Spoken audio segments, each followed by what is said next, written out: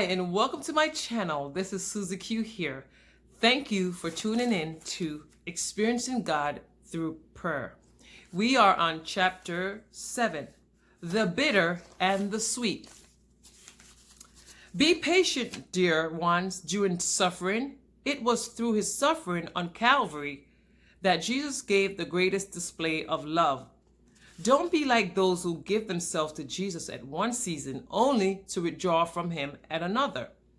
They give themselves to him only to be caressed, yet within times of trouble they turn back to man for consolation.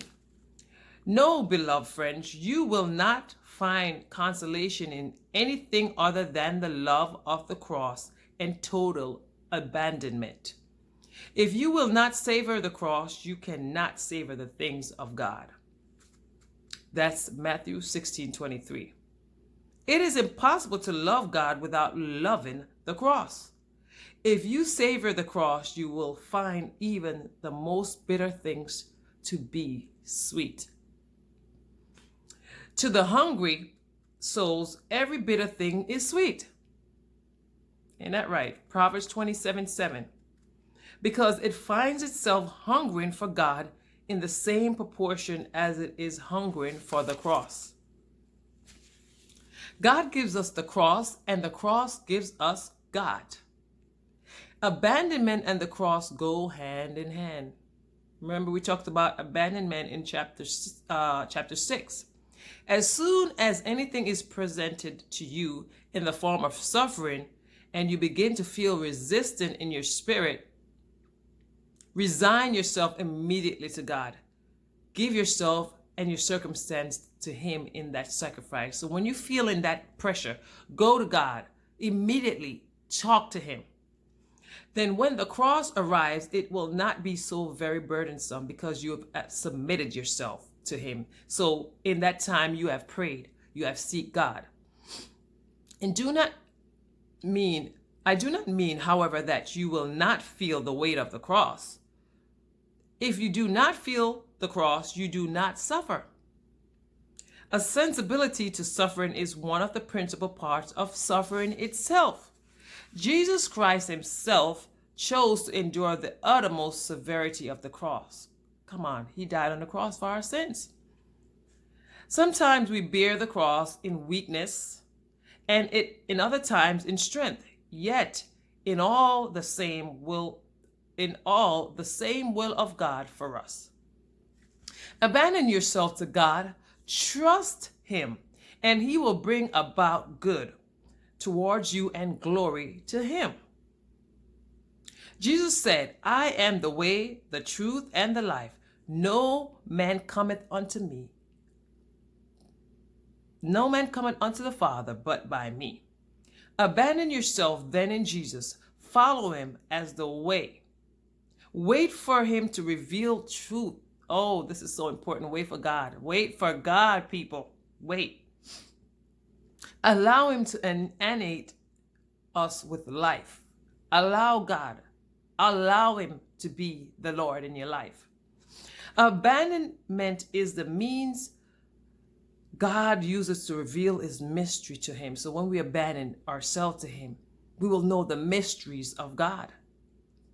To bear all the marks of Jesus Christ is much greater than merely meditating on them. Yeah, it's not good to just know the word, but we also have to be doers of the word. I bear in my body the marks of Jesus. That's Galatians 6:17. He does not say he merely thought about them. He says he bore them. As you abandon yourself to Jesus, he will reveal those marks to you. You have no choice but to reach after him, dwell in him, sink into nothingness before him. Guys, sink, go before him, call upon him. Get into that prayer closet, guys. Accept indiscriminately all his gifts, whether sweetness or bitterness. Sometimes it's going to be good, sometimes it's going to be bad, but you just got to accept it. Let nothing retard your course for even one moment, no matter what you're going through. Take the good and take the bad. Okay? God may take some of you aside for years at a time to reveal the enjoyment of one single mystery. Walk then in the light he has given you. Come on now, you can.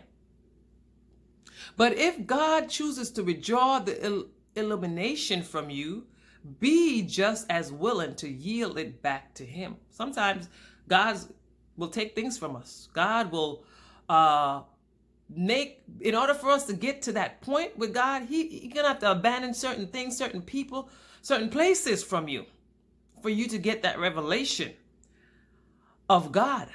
So sometimes you're gonna have bitter times. Sometimes it's gonna be sweet. But when you pray and when you continue on that path, I'm telling you, prayer is so vital. That's why I found this book and it's awesome. And I have got back to prayer. So there's going to be sweet times. God, he never said it's going to be easy. The road is rough and the going get tough. And the hills, they're going to get hard to climb. But remember, he is there to hold our hands. And no matter what you're going through, remember that God has it all in control. And remember, there will be bitter times and there will be sweet times. But in all the same, give God praise. And that is my word for you. Continue to stay on that path where he will lead you. Okay? So stay tuned for chapter 8. Thank you so much for liking, and thank you for sharing, and thank you for subscribing to my channel. God bless you. Susie Q, out.